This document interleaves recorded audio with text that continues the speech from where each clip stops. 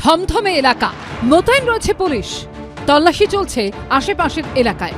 তৃণমূল কর্মী খুনের 48 ঘন্টা পেরিয়ে যাওয়ার পর এখন এটাই ছবি বীরভূমের কাকরতলায় বড়রা গ্রামে। এদিকে তৃণমূল কর্মীকে পিটিয়ে খুনের ঘটনায় 22 জনের বিরুদ্ধে এফআইআর দায়ের হলেও গ্রেফতার হয়েছে মাত্র একজন। তার উপর ধৃতকে হেফাজতেই চাইল না পুলিশ। জল আসে না কলে, ঝরঝরিয়ে হরদম জল কেএসবি পাম্প হলে। বিদ্যুৎ সাশ্রয়কারী জার্মান টেকনোলজিতে তৈরি কেএসবি পাম্প। জলের প্রবলেম সেটা আবার কি? শনিবার রাতে শেখ আকবর নামে একজনকে গ্রেফতার করেছে পুলিশ, যদিও এখনো অধরা মূল অভিযুক্ত শেখ কালো। এছাড়াও এফআইআরে নাম রয়েছে খয়রাশোল ব্লকের প্রাক্তন ব্লক সভাপতি কাঞ্চন অধিকারী, পঞ্চায়েত সমিতির সভাপতির স্বামী প্রদীপ ধীবর, প্রাক্তন অঞ্চল সভাপতি সিদ্ধার্থ বন্দ্যোপাধ্যায় ও পঞ্চায়েত সমিতির প্রাক্তন সদস্য অজিত ধীবর সহ 22 জনের। মেন হচ্ছে শেখ কালো, মিলন, জাফাই, দিলখুশ, সাদ্দাম, আরও অনেকে। আইনের পথে চলো, পুলিশ ধরি শাস্তি দেয়।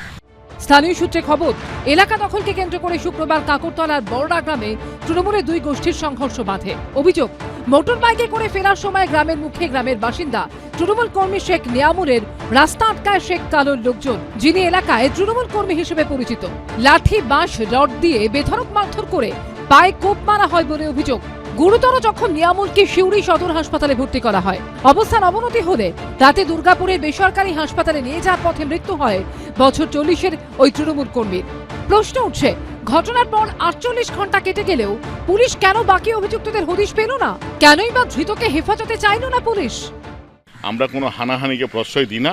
আমরা চাই যেন নিরপেক্ষ তদন্ত করে দোষীদের যেন কঠোরতম শাস্তি হয়, এটাই মানুষ অপেক্ষায় দাঁড়িয়ে আছে। যতক্ষণ পর্যন্ত মূল যারা এই কর্মে প্রত্যক্ষ বা দোষী তাদেরকে না অ্যারেস্ট করা হবে, ততক্ষণ পর্যন্ত দেখুন কেউই খুশি হতে পারে না। এই যারা গোষ্ঠীদ্বন্দ্ব করছে তাদের প্রত্যেকের মাথায় নেতাদের হাত আছে, দুই পক্ষের দুই নেতার হাত আছে।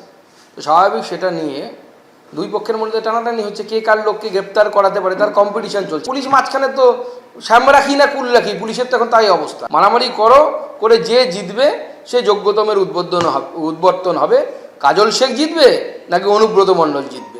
গত 11ই ফেব্রুয়ারি কাকরতলায় বালি খাদানের বখরা নিয়ে বোমাবাজি হয়। বোমার আঘাতে পা উড়ে যায় এক ব্যক্তির। অভিযোগ ওঠে, অনুব্রত মণ্ডল ও কাজল শেখের গোষ্ঠীর লড়াইয়ের জেরেই এই ঘটনা ঘটে। এবার কোন দলে প্রাণ হারালেন এক তৃণমূল কর্মী। এই বীরভূমের দুইটা গোষ্ঠী, একটা কেসটা আরেকটা তার বিরুদ্ধে।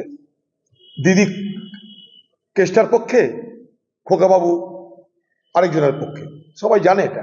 কুচবিহার থেকে কাকদ্বীপ পর্যন্ত তৃণমূলকে খুন করছে। বক্তব্যের পরে মমতা ব্যানার্জি বলেছিলেন না এসব বন্ধ করতে হবে, বন্ধ হয়েছে।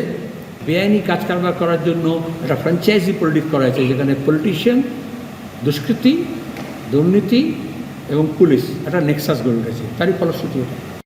যদিও গোষ্ঠীদ্বন্দ্বের অভিযোগ কোনোভাবেই মানতে নারাজ কাজল শেখ। বীরভূমে বিভিন্ন জায়গায় অবশ্যই এখন দেখতে পাচ্ছি যে কোথাও কোথাও উত্তপ্ত। কাকরতলা একজন প্রাণহানি হয়েছে, এটা কখনোই কাম্য নয় এবং যারা দোষী তারা অ্যারেস্ট হচ্ছে, যারা করছে তারা সমাজ বিরোধী। পুলিশ সূত্রে খবর, মৃত্যুর আগে পুলিশের কাছে গোপন জবানবন্দি দেন তৃণমূল কর্মী শেখ নিয়ামুল। ভাস্কর মুখোপাধ্যায়, রাজীব চৌধুরী ও সোমনাথ মিত্র রিপোর্ট, এবিপি আনন্দ।